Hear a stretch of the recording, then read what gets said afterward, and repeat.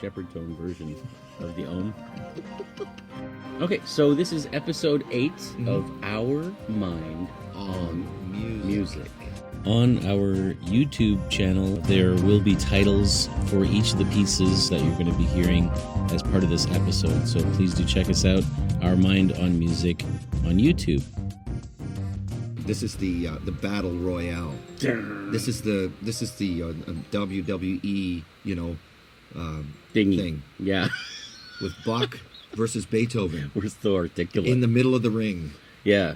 Okay, who are you taking? Ding, ding, ding, ding. Bach. Johann Sebastian Bach. Okay, I'm taking Ludwig van Beethoven. Van Beethoven. Yeah. It's not Van. Lie. It says here Van Beethoven. Okay. So these guys are, giants of classical music. Yep. Giants of the, Bach, in the case of Bach, it's the High Baroque.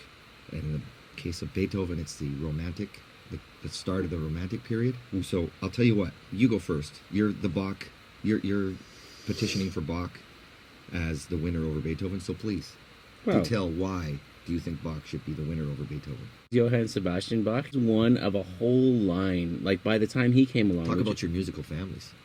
I read in a couple of different places that at the time that he was a working musician, the word Bach was synonymous in that area for musician.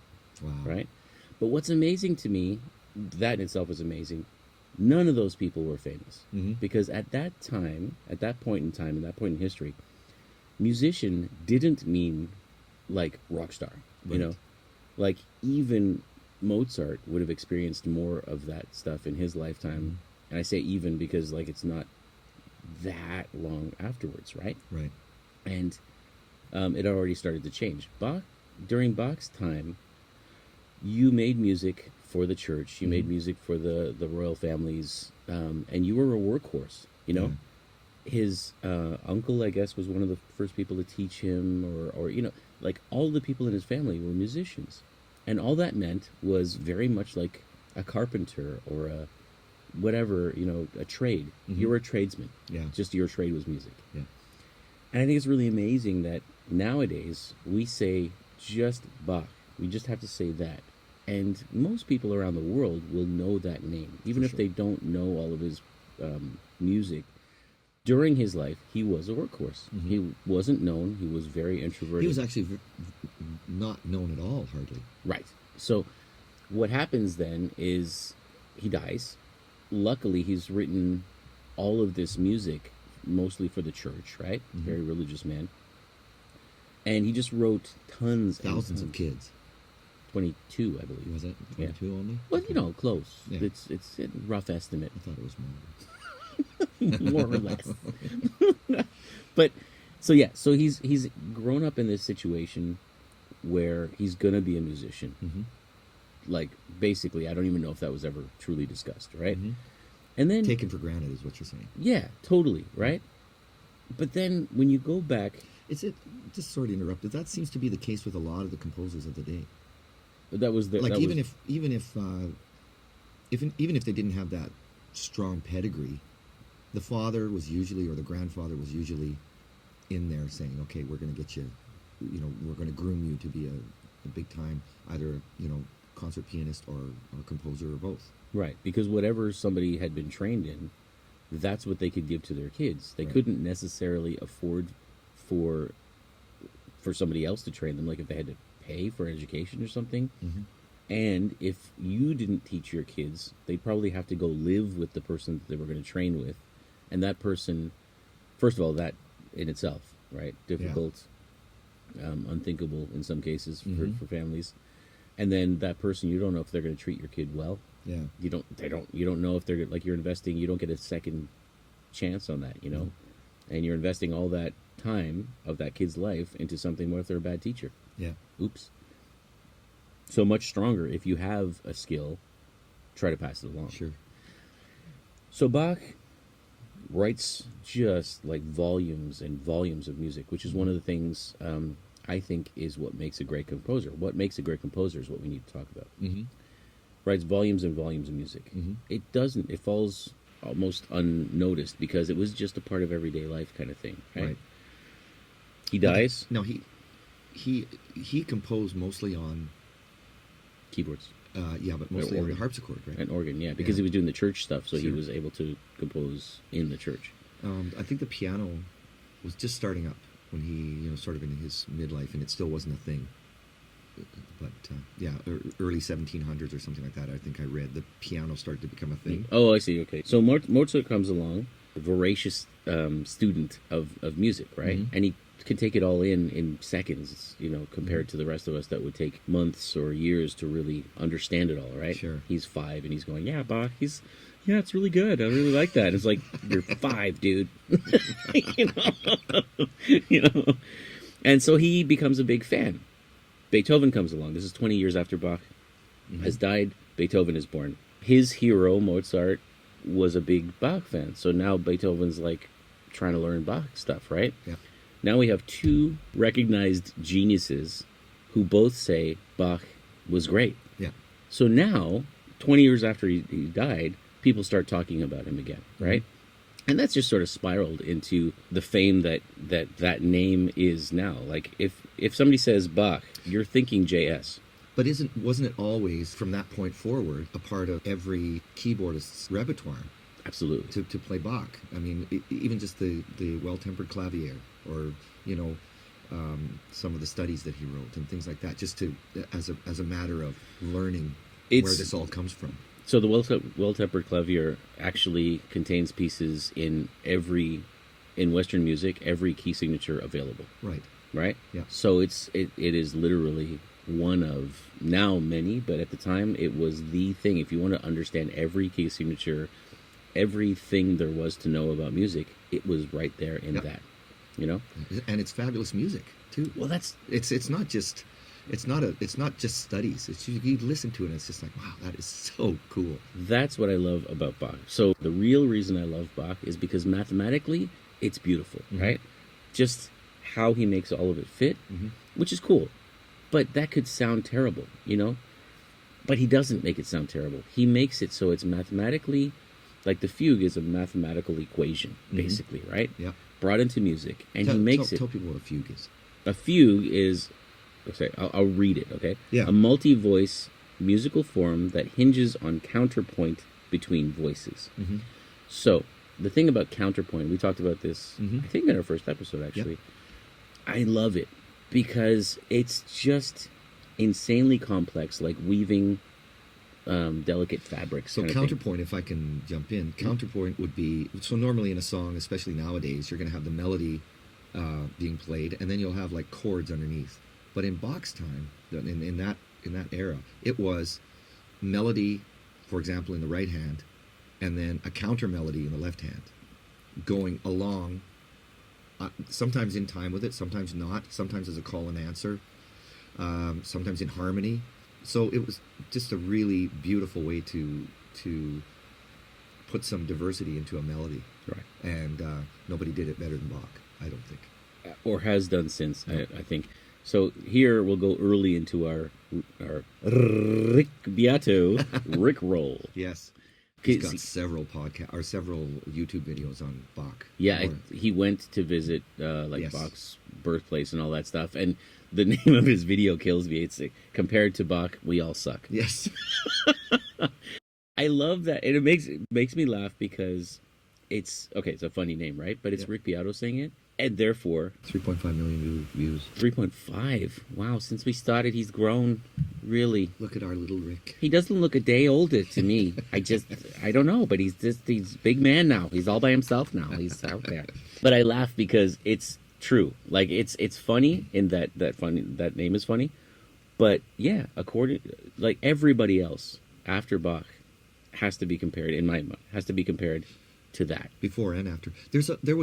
So to be clear though, there was counterpoint before Bach. I mean, he wasn't the originator of that, but I think he was the guy that took it to the next level. Why do they call it high Baroque? Right. There's got to be a reason. And there's guys that we can get into another podcast, Monteverdi and all these other guys that came before him. These guys were masters also. Yes. But his understanding of it, he was obviously a good student of that genre, and he was obviously immensely creative and immensely inspired. Yeah. You know, so all of that stuff comes into play, and a virtuoso to boot. Well, yeah, that's that's the whole thing about. So many people have said this now. Eddie Van Halen said it. It's like you have the inspiration, right? So greatness comes from you have the inspiration, but then you have the wherewithal to actually turn it into something that you don't just hear in your head, right? That other people can hear, right? Right. You can manifest it in your fingers. That was the thing when Eddie Van Halen was talking at the Smithsonian Institute, and he's talking about where these ideas come from, and he said, "I don't know," right? And at first, it sounds, to be honest, like he was being a little bit facetious, like or flip or something. Yeah, But then he explains it, and I totally related to it. Like, I've written so many songs that I have no idea where the idea came from. Mm-hmm. All I know is that I've practiced for all these years to learn how to play these instruments, so I can turn it into something that you can also hear. Right. Well, it's having a thought and being able to express it. So whether it's with words or music or in whatever way you can, but if you don't have the skill behind it, you can't back it up. You can't create it. You just can't, and you can't explain it to somebody else either. Right.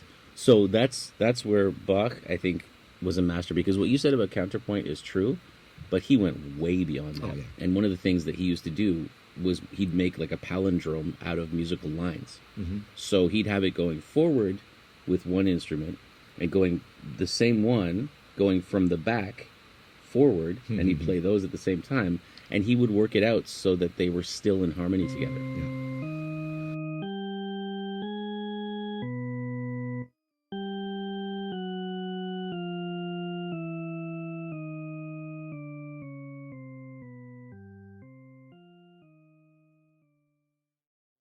The beginning of St. Matthew's Passion is a double fugue.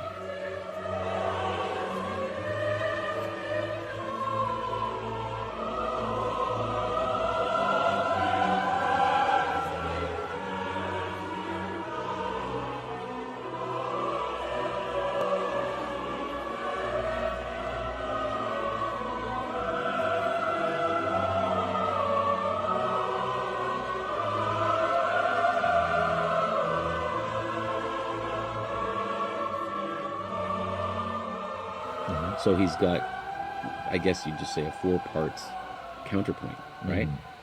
And what I love about that is that in itself, like, okay, mathematically, it's really cool. Yeah. He made it beautiful. Yeah. It's like John Coltrane with Giant Steps. It's like Thelonious Monk with everything he touched. Yeah. It was like, in a lot of ways, it was really complex, which can be good, but it can also be really terrible to listen to. Sure. And he didn't do that. He made it so that it was mathematically amazing, and I just want to listen to it again. It's beautiful music. Well, he covered a lot of ground too. Like he had strings, he had chorals, he had keyboard instruments. One of the things we can talk about here is what makes a great composer. Like, we're going to talk about Beethoven and Bach, and also we've talked about Robert and Clara Schumann as well. That what is it that makes composers great? Like, is it the fact that they're famous? Do you know what I mean? Like, is that part of it? Being known certainly helps, because then you can make a decision on, you can make a comparison. If you don't know the people very well, and if you don't know their works very well, then it's hard to compare, right? No, but I mean, I think fame you could be is great. A given, because that's just a given. Because if they weren't famous, we wouldn't know who they were. No, but you could be a great composer and only your mom knows it. Yeah, only your mom knows it. I suppose. Yeah, that you. I think you have to be known. Okay, so let's include that. Yeah. Even though I could argue that you don't have to have that in, let's say that that's part of it, because we are going to talk about well-known, famous composers. So let's just say that we're going to do that, because for the sake of argument, right? Right. So we have, you're known by a lot of people. Mm-hmm. How about, Erik Satie? Yeah. But so, like the Gymnopédie music, right? They're 1, 2, and 3. Yeah. Beautiful music.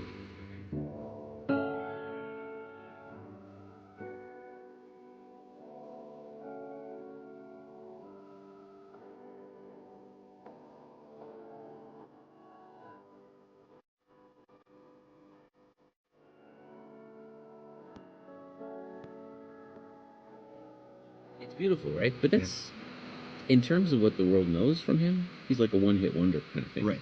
Right. So is he a great composer? You know, I mean, the element of being known is just one thing. But I think if you're going to be considered great, you have to have a body of work. Okay. You gotta have a body of work. Now, how much that has to be, I don't know. That's I guess for the person to decide. But you definitely, I think, have to have, you know. And I mean, these guys back in the day, they were writing at an amazing clip compared, especially now.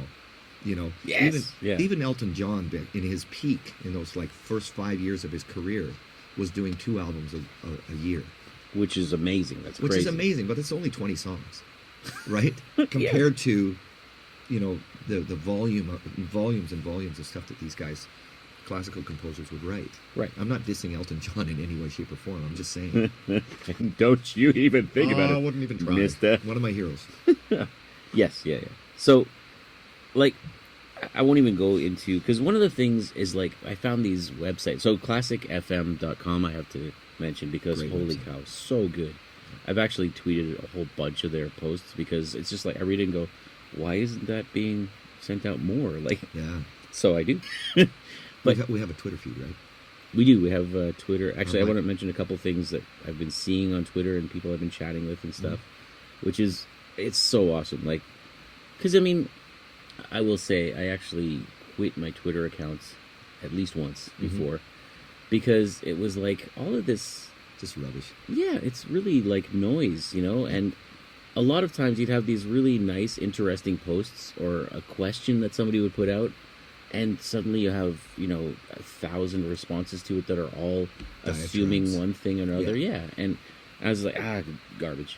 And so, but now I'm back putting stuff, you know, that we're talking about, questions that I have, you know, and I've been finding this community of people who are really like-minded in that sense. Sarah Fritz, we have to mention. Oh, yes. This is exciting. Well, I think the fact that she's there and people are following her is exciting. Like, she is, I forget what tagline she sort of put on her tweets, but it's like a Clara Schumann know-it-all, I think is what she said. She has a hashtag, Team Clara. I love it. It's so cool. So this past week, like a few days ago, some of the music of Clara Schumann and also Florence Price, 2 female composers, were featured at Carnegie Hall, right? Yeah. Clara Schumann, it's the first time her music has been played at Carnegie Hall. Are you kidding me? Yeah, she died like 200 and something years ago. Wow. Right? And so this is huge news. And of course, a huge fan of Clara Schumann, Sarah Fritz, writes this article about it with another writer, and they get published in the New York Times, right? Massive, right? Yeah. Her first byline in the New York Times, which is perfectly fitting, you know. Wow. And so she writes this great article, and then she actually starts posting on Twitter about this, about her interest in it. And what I love about that, the response to it has been super positive, right? I think she's getting a lot of response to that, which is cool. Yeah. So she posted this thing about a Clara Schumann fan who had flown from Brazil to go to New York to see this show because she was so excited as a Clara Schumann fan. Yeah. So I get your point. Like, the argument could be made that Clara Schumann was not that well known. And most people think of Robert Schumann when they think of the Schumann name. Right. And yet, in many ways, she was more prolific, I think, than he was. I don't know if that's true, but I think given the conditions that she was a female at the time that she lived, right? So she's, I mean, quote unquote, but she was encouraged to stop her music. She was encouraged to stop. And even when she was playing and all that stuff, very young, she started when she was 13, she was touring. A prodigy.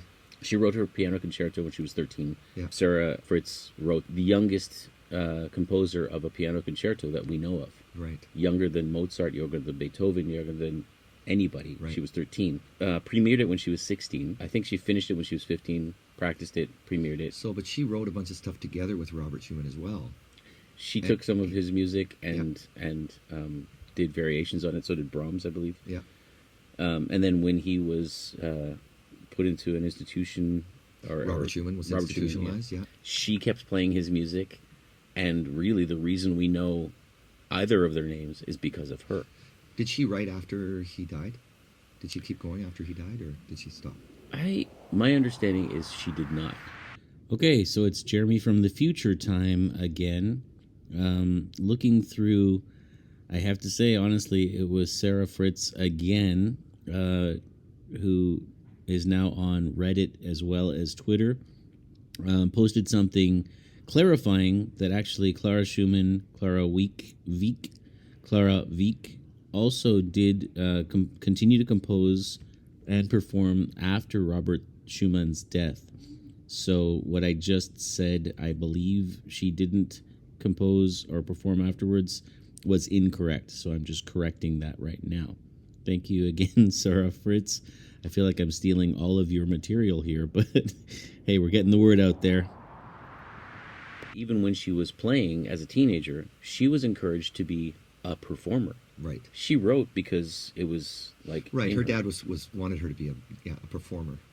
And, right, exactly. And like that he was her teacher also. Yes, yeah. And I read Robbie's too. 1 hour 1 hour lesson per day with her dad. Yeah. 1 hour per day lesson. Okay, and then 2 hours of practice. Yeah. 3 hours total. Yeah, because I mean, for him, that was going to be his. It's his retirement package. Yeah, I don't know. Yeah. I don't know. It seems to me like that was his meal ticket. And we're getting off on this topic a little bit too early because I haven't been to my Beethoven yet. So. Oh, that's right. And I haven't even finished with. You haven't finished with Bach. But just a little teaser, which is these two were forbidden by her father to get married. Yes. And he just went out of his way to prevent this. They had to take him to court. Yeah. Yeah. So. Okay, let's go back to Bach. Let's circle around. So Bach, I'm going to play little short examples of some of his music.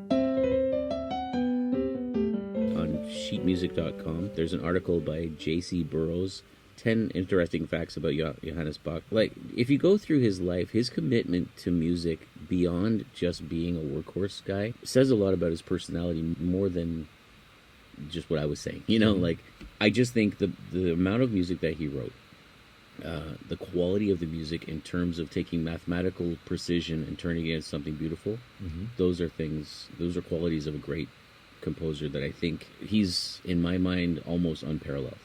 Okay, what did you choose there, bud? Okay, so the 6 suites for unaccompanied cello. Oh yeah. So I guess I will only talk about number 5 right now. Okay. And the reason is one of the things, one of the people that have been tweeting, posting back and forth some ideas was this person mentioned the beauty in simplicity. So I'm going to select number 5 out of the 6 suites for unaccompanied cello.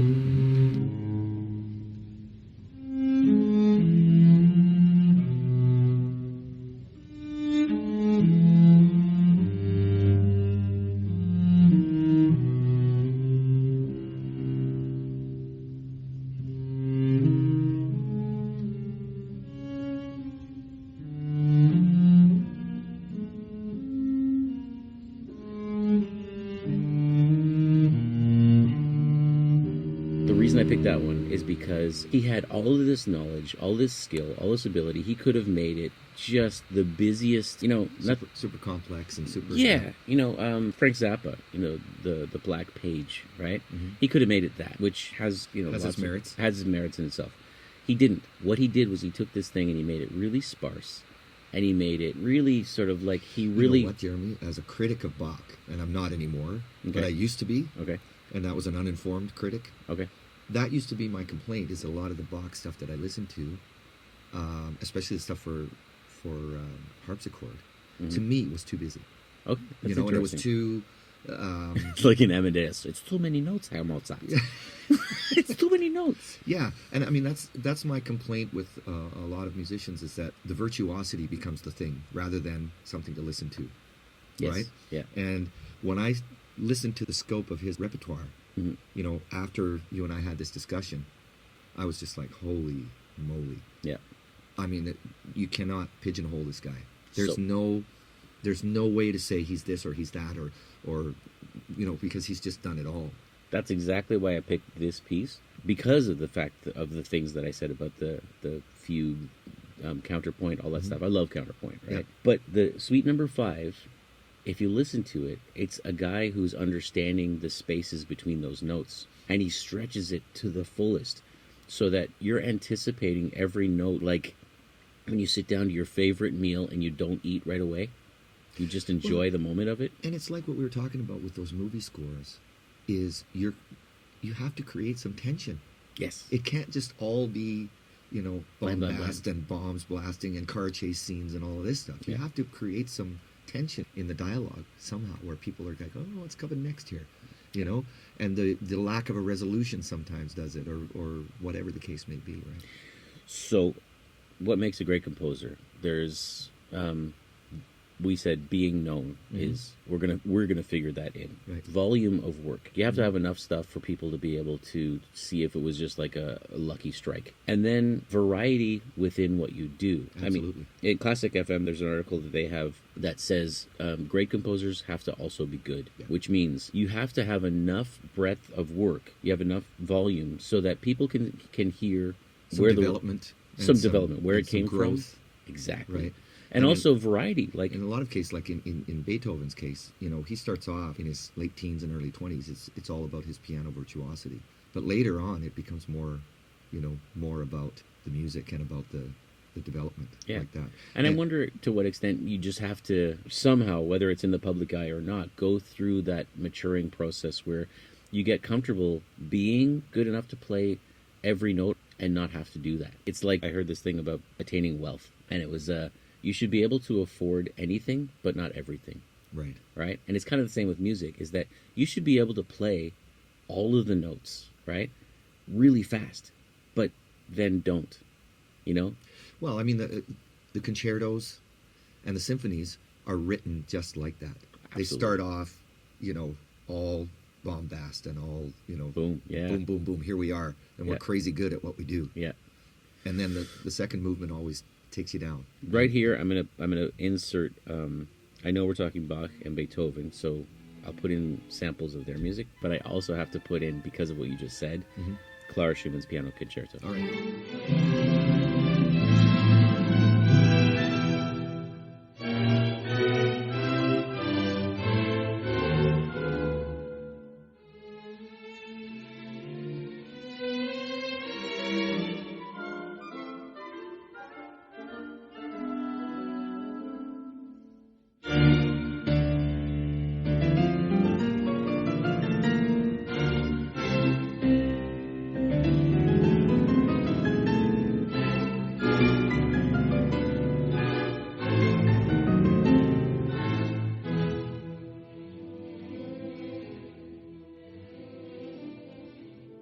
Perfect example of what you just said. Starts off and then it goes light, right? And then it does this huge, the whole orchestra, bam, bam, and then this piano thing comes in, just like massive. Are you done with Bach? I don't think you've made your case, mister.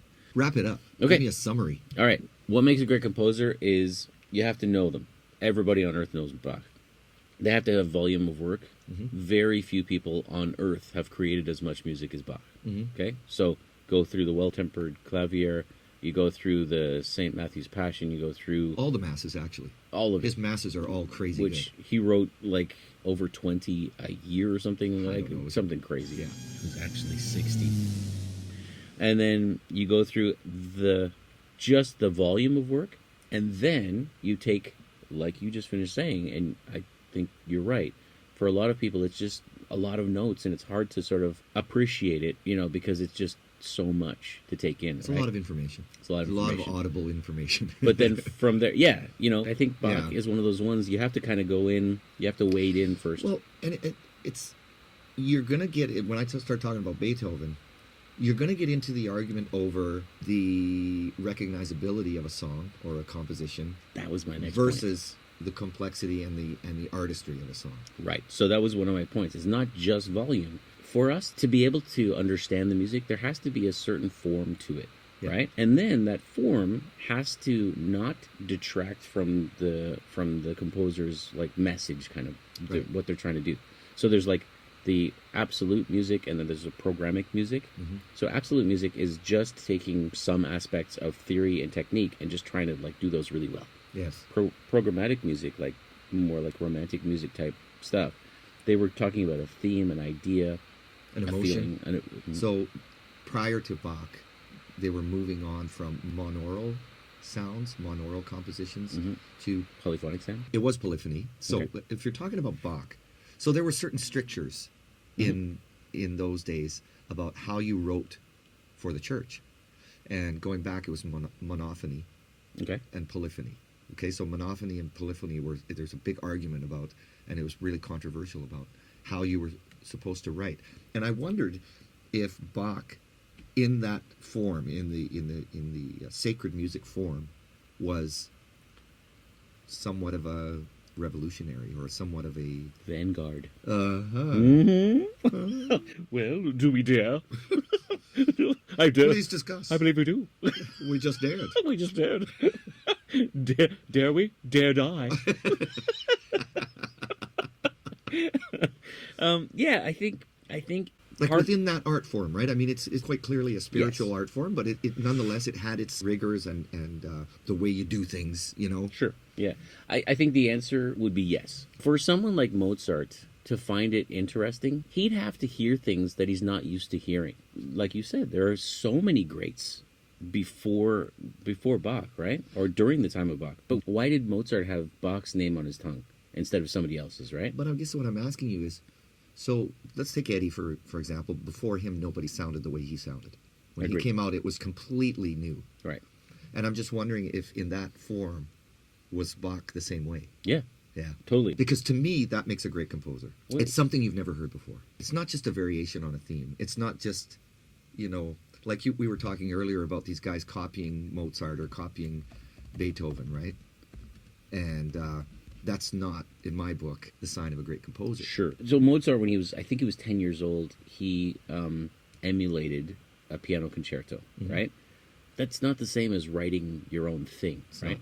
So this is what I'm saying, is that for somebody like Bach, he was not only all of those things we just said, Right. great body of work, virtuoso, and, great at melodies, great at counterpoint, great at all these other ways of composing, but he was also new and fresh. Yes. Yeah. That's what becomes a prototype for so many other things, right? Yeah. Like Bach was kind of the prototype for, let's say, Beethoven, I would say. Yeah. Okay? And then in Beethoven's development, Mozart as well, right? Yeah. So Beethoven comes along, genius. Got to put Haydn in there, too. Oh, you just gave away my joke. I'm sorry. Why couldn't Mozart find his teacher? Because he was Haydn? Because he was hiding. That's a good one. And you know what? I mispronounced his name on one of the earlier podcasts, and I wanted to say that I meant to do that just to check if you were listening. Yeah, it's good that we throw in any mistakes that we make on this podcast. It's because we're just checking if you're listening. And also, we need to be educated. Educated. Not We, corrected. yeah, that's really important. We should bring that back. Yeah. Well, I'm ready for my dissertation. Okay, I'm going to mention quickly because Please do. you're going to talk about Beethoven. Favorite symphony? Number 3. We're going to talk about Okay, symphony so number 3. we're going to. Absolutely. Don't you fool yourself, 3 mister. and 9, actually. Well, we'll talk about 5 as well, but 3 and 9 will be my focus. Okay, that's awesome. I think you're going to do way better at this, but I don't care because I win. So Listen, I'm taking a very difficult position here because, first of all, Beethoven didn't write anywhere near as much as Bach did. I would argue that his influence on the composers that came after him was potentially a little bit greater than Bach, even though Bach had to be there in order for there to be a Beethoven. That is something I struggle with because, and honestly, like the whole WWE. There's an evolution. There's just no Right. doubt about it. I That's mean, it. all the people that came before Bach obviously contributed to where he was coming from as well. That's the thing I struggle with because like Beethoven was standing on those shoulders, right? Yeah. So does that mean therefore Bach is a greater composer because he influenced somebody who went on to influence? I just don't know. It's a tough one. Yeah. But like for my thing, and I'm just speaking from in terms of what I prefer to listen to if you give me the choice. I'm not speaking in terms of who's better because. So again, just to clarify, I win. Okay. I'm not done. Okay, go. All right. So Beethoven, to me, was a bit more of a revolutionary than Bach. Bach, to me, was still in that Baroque vein, whereas Beethoven completely broke off into another genre. He was the beginning of a new era, the Romantic era. Agreed. And he was the father of it. Mm-hmm. And there's a couple other things about Beethoven that I'd like to point out, and that is that I don't think that Bach had an easy life by any stretch, but I think that Beethoven's struggles, first of all with his dad being... Actually, it was his grandfather that had the majority of the talent. His dad was a kind of a wannabe and was really hard on Beethoven and also an alcoholic and a ne'er-do-well and all of that. So there is that. There's also the issue of Beethoven losing his hearing. And it's a famous thing, but when you read into the story and you read that letter that he wrote to his brother, so there was that. And then later in life when he had that ridiculous battle for custody of his brother's kid, where he was completely and totally out of line, and he somehow broke himself out of that long enough to just compose some of the best work of his life in the last stage of his life. So in my opinion, he had those struggles to deal with, and that showed up in his music. You can hear it, and it's more of a personal way of looking at Beethoven's music. The symphonies especially, but also the quartets in the end, and the masses at the end. Much less famous, this fact, but Bach went blind. In his later years, he went blind. So Beethoven, the fact that he was able to create the music that he did, the ninth, and he was... Basically in his head. In his head, exactly. And again, Rick Beato does an amazing analysis of that. And I'll include that link, because that, for me, was like really eye-opening. This is what Beethoven was hearing. Yes, yeah, that's what I loved, like with the tinnitus. Yeah. You know, not tinnitus. Well, you know. Well, you know, jury's still out. But, so Bach did go blind as well, right? Yeah. He did have a very difficult life. And I hear that, and from a different angle, but I hear the influence of the life around him in his music. Okay, but see what I think, this is just my argument, and you can think whatever you want. Would it be fair to say that he wrote more for the masses? More, not masses. Oh, so I'm the dad joke guy. Me. Yeah. Yeah, he's writing more for the people, more for the spiritual erudition of the people that were listening to the music. Good word. Well done. Than Beethoven, who I think he had higher aspirations for sure, and he wasn't just writing for himself. But I just feel like it was more of a personal exploration as opposed to Bach, which was more of a spiritual exploration. Okay, yes, but honestly, if you think about it, that's this is your counterpoint. This is Point Counterpoint with Leon and Jeremy. Thanks for joining us. Contrapuntal. So, counterpoint. Oh, I see where I'm going there. I did. You missed that. I just saw what you did there. You're talking too fast. Too many notes. Way ahead of you. Too many notes, Herr Mozart. Let me slow down for you. So, I don't know how those guys got Jewish and from the Bronx. Well, but anyways, because it's me. I only do a couple of voices. I mean, we're all from Bugs Bunny. Limited repertoire, I think is what that's called. I am not a great in this. They were charming, okay? Okay. Charming.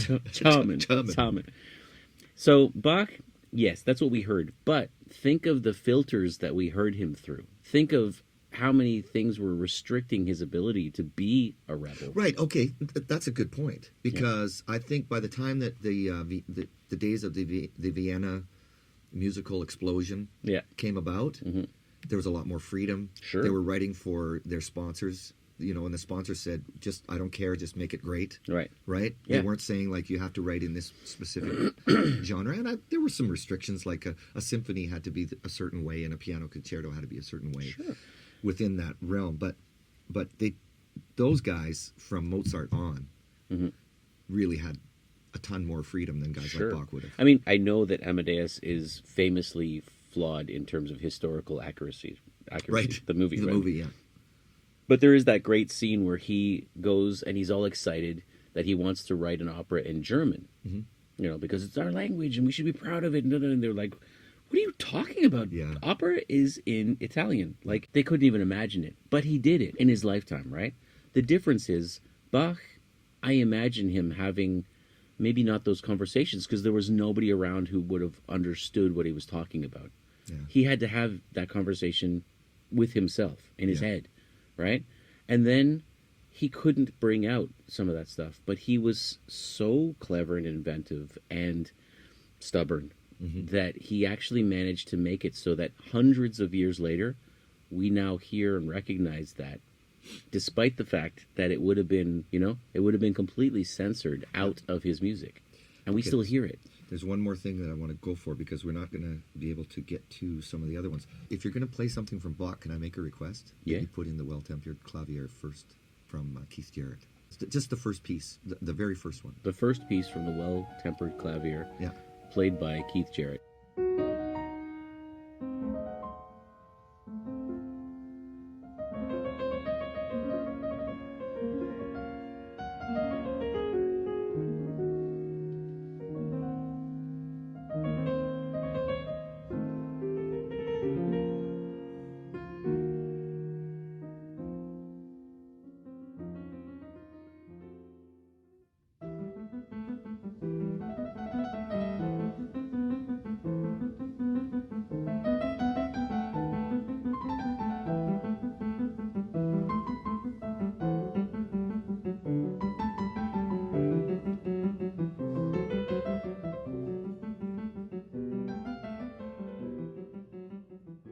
Good job.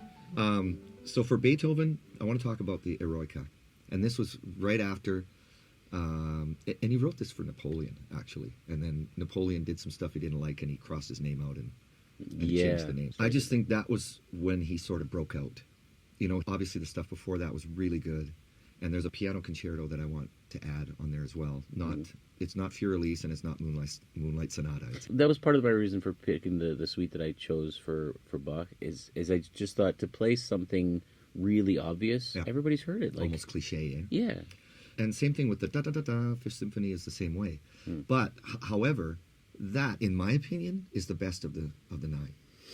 It just, for sheer memorability and power and whatnot, but it's just so overdone. I think whoever invented the word hook to refer to music, it's just hooky, was thinking about Beethoven. Hooky as heck. Yeah, it was hooky as heck. Yeah. And I mean, the Ninth Symphony was pretty hooky. It's going through my head as we're speaking. It's actually, I thought I was going to go to a doctor and have it removed.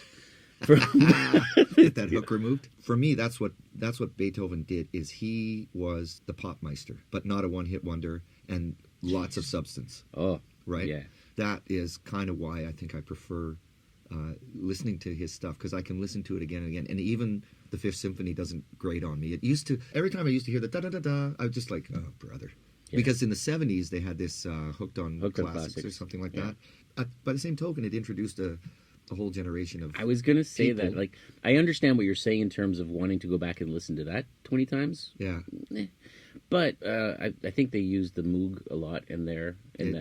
Yeah, it was all electronic and disco-y and stuff like that. But just what you said. It's a little bit like Axl Rose, when early days he was saying, and I don't even know if he was half joking or whatever, but he said, I learned classical music from Bugs Bunny, right? Absolutely. Like opera as well.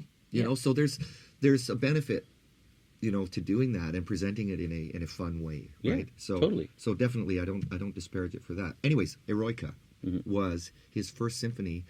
after he started to sort of come to terms with his deafness. And to me, that symphony was probably the most personal one he wrote. Well, Classic FM, I keep on mentioning them today, but they wrote, it's the most important symphony of all time, full stop. What an amazing introduction. You know, the intro to that thing, if you can play that right now, it would be good.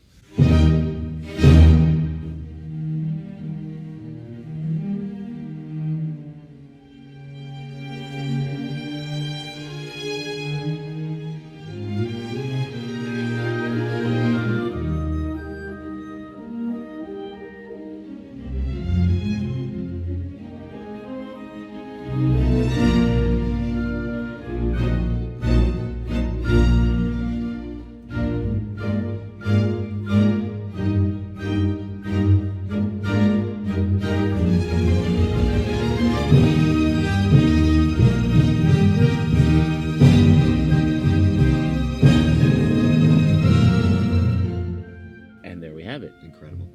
And so Symphony number 9 is third for me, and Symphony number 5 is second.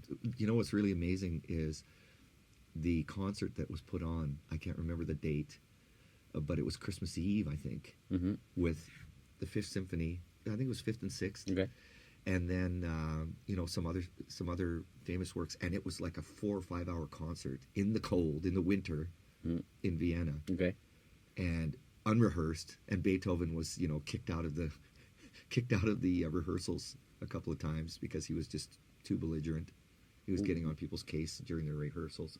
Wasn't that though that there was he kept on sort of shouting out parts that he was hearing in his head because no, he was just people weren't ready. He gave them the score, some of them the night before. Oh, right, and okay. they were just the players weren't ready. The musicians were right. They were going to boycott the concert. They couldn't sight read 2 symphonies in the same night.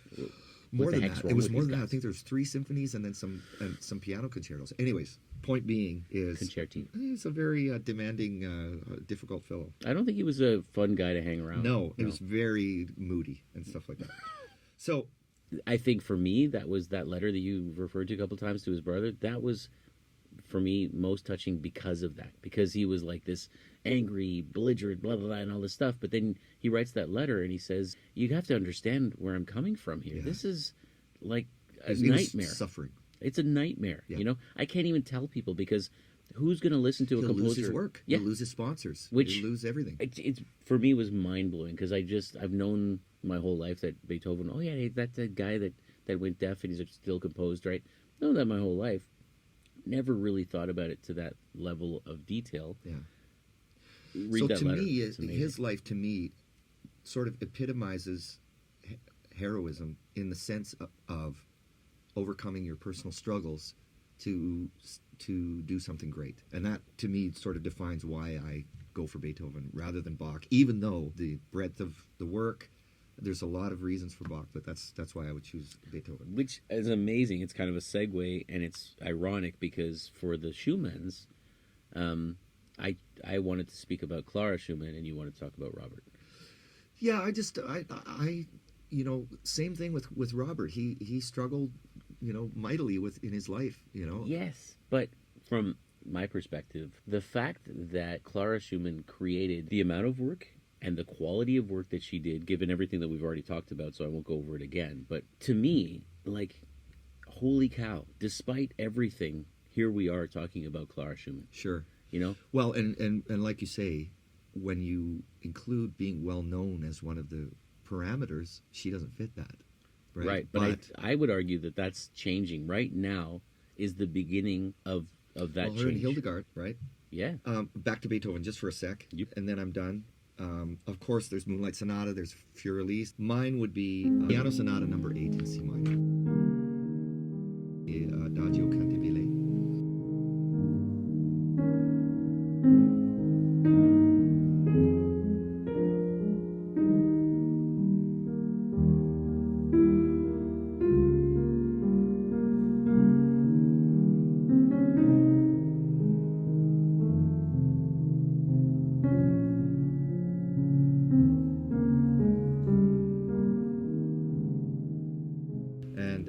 This actually, after it, which is actually the first movement, which shows off his piano virtuosity as well.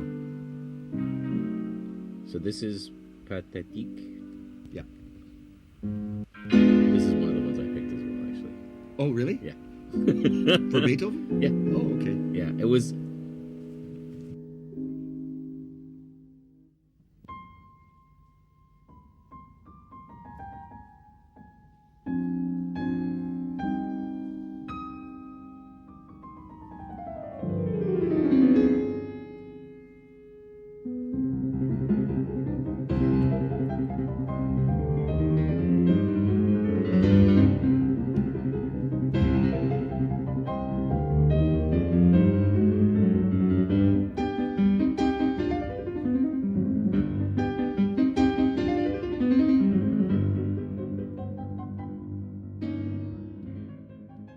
That was the first movement. And the second movement is every bit as good, every bit as memorable. And Well, I mean, it's Midnight Blue. yeah.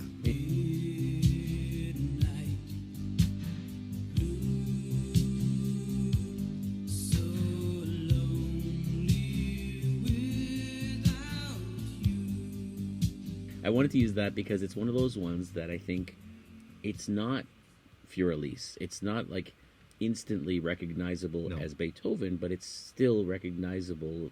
Lots of people would recognize Sure. that melody. I mean, Beethoven in the beginning of his life was trying to sound like Mozart, Yeah. right?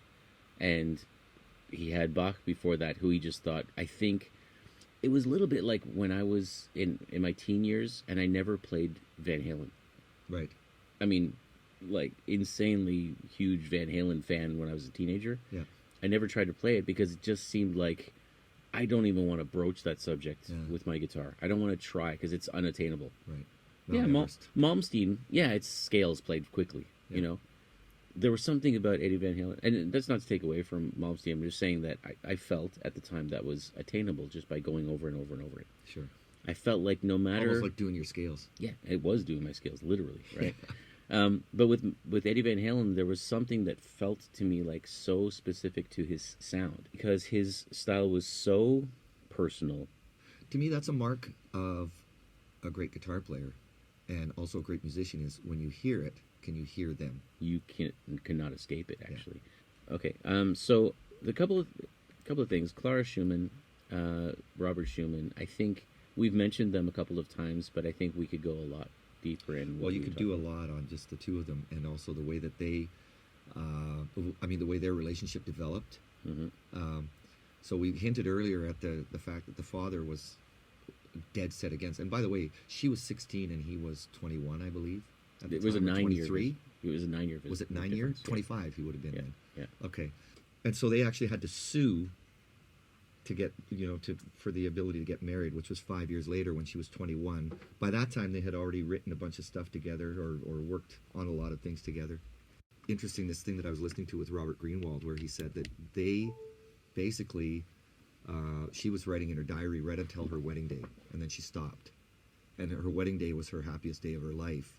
And he died very young as well, right? 46? And she lived to be, When she she lived, I think, 40 years after he passed away. Yeah. But just the way that they were also all, like they were friends with the Mendelssohns, Fanny and Felix.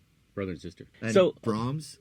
I don't know if I said this. Tell the Brahms story. Come on. Literally, there have been movies written about it at this point, right? Yeah. It's becoming like, in a way, sadly, I think it's part of what people talk about when they talk about Clara Schumann, Mm-hmm. is the Brahms, like he was madly in love with her Yeah, uncontrollably. they try to make a soap opera. Yeah. But to me, there's more to it than that. What I don't understand, and maybe we can look into this, she started having children, and she was encouraged to stop composing and Mm-hmm. stop her piano performances.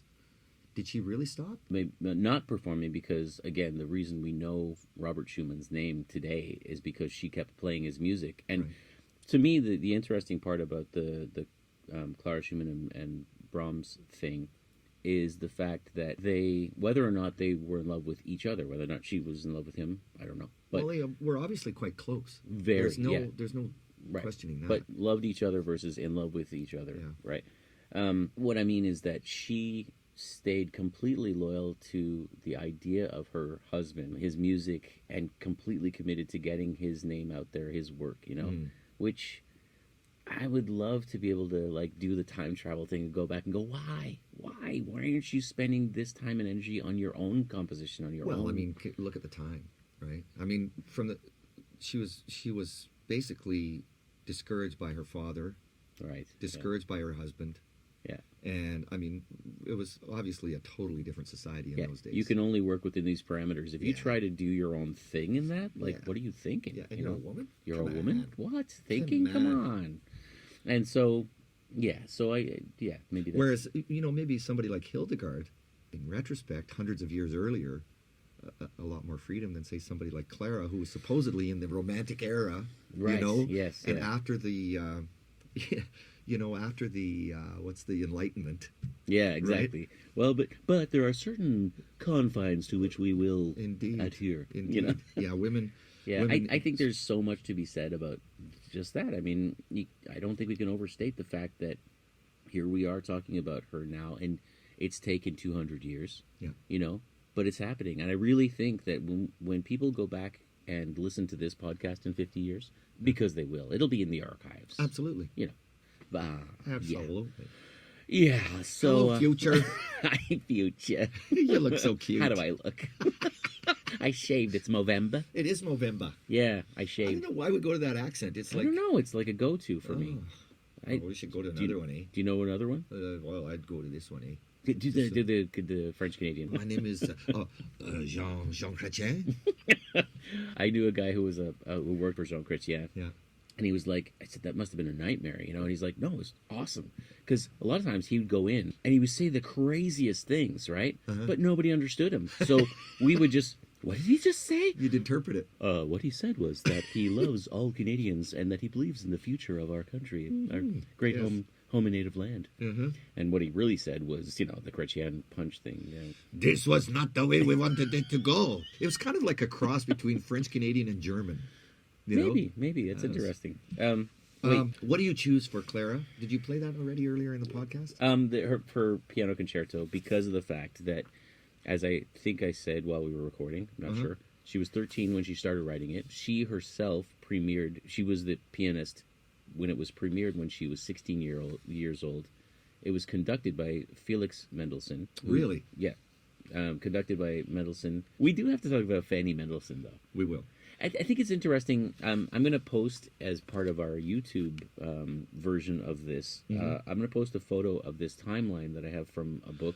Dude, I couldn't believe when you showed me this. You don't even have in this. So we go from Hildegard to Vivaldi, Handel, Bach, Haydn, Mozart, Beethoven, Schubert, Fanny Mendelssohn, Felix Mendelssohn, Wagner. And that's where Robert Schumann should be, and he's not there. Correct. 1813 and 1810. So Schumann was 1810. Okay. Then Verdi. And then Brahms. And so Verdi, it should have been right there, should have been Clara Schumann, and she's not there either. Right, which I think it's really interesting that for some reason the writers or the publishers of that book, what's the name of the book? Should we call them out? Let's call them out, dude. Accent on Composers, Teacher's Handbook. Dun, dun, dun. Jay Althouse and Judith O'Reilly. I think you guys have something to atone for. So J and J, if you're listening... what do you got to say for yourselves? Yeah, we're just asking the question. We'd like to know. We just want to know. We want to be judging. educated. We're not judging much, but because you left out both of the Schumanns. Okay, and they were both born and raised in Leipzig, right? Leipzig? No, you're killing me here. You're killing me. Leipzig. Yeah, if it's Beethoven, then yes, it's Leipzig. It's not Beethoven? Bill and Ted's Excellent By the way, Adventure. Beethoven, Bonn. Where was Bach? Was it Hamburg? If they don't have Bach's birthplace in that book, I'm gonna write a strongly worded letter. Let's ask Rick Beato. He went there. Let's ask. That's right. Let's ask. Hey, Rick. Rick roll. Insert Beato moment here. Anyways, that was pretty amazing that they weren't in there. So, I mean, my first thought would have been, they didn't mention Clara Schumann because they didn't think it was worth mentioning a female composer. Yeah, but that's obviously wrong because they mentioned Hildegard and they mentioned Fanny at least. I think they're the only two females on the list. But so my students right now are doing comparing composers, and we're using specifically two female composers. Oh, really? Usually, so who are they? No. Like I gave a list of 150 composers, and they have to choose from the list which ones they thought were interesting, and compare it to based on the elements of music. So it's hilarious to me that like I look at that timeline and go, "Ooh, they have 2 females there." Ooh. Yeah, out of let's see here, there looks like about 20 20 names composers, here. right? And all of the other ones fantastic as well, right? Scott Joplin is on here. But yeah, I mean, he was good.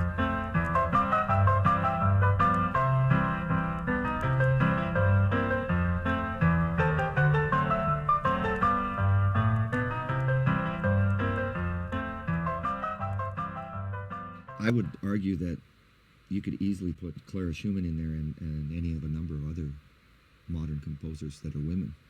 Yes, absolutely. And you'd be doing better. I do think this. I mean, we're sort of setting up a task for ourselves here by even starting this idea, because now, like you talked about the idea of Coltrane versus Miles Davis. Yeah. John Coltrane versus Miles Davis. I mean, for me, it's kind of like when you talk about Bach, Mozart, Beethoven, as like this kind of holy trinity of classical music. For me, it's Thelonious Monk is Bach, right?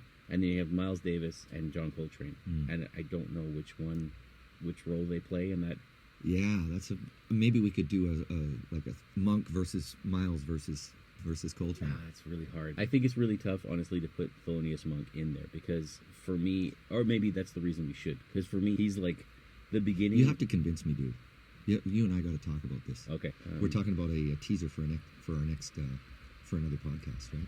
I think it's a continuation of the same thing. Okay. What's the name of the lady again that wrote the article about Clara Schumann? Fritz. Sarah Fritz. Sarah, if you're listening, we would love to interview you. Yeah, that'd be great. The knowledge that she has, like we've mentioned these composers. Yeah. You know, I don't know. Well, you said that it's been the last 2 years of her life she's been working. On this subject. Yeah. So that'd be awesome. On a similar note, I spoke with a colleague of mine, Jennifer, who is a specialist, very knowledgeable in historic music. So anyway, I think it would be interesting to interview her as well. Thanks very much, Mr. Leon. Thank you very much, Mr. Jeremy. Next episode, everything is a remix based on is it Kirby Ferguson, I believe is the name. We'll take it from there. Awesome. Cool. Thanks, man. Way to go. Woo!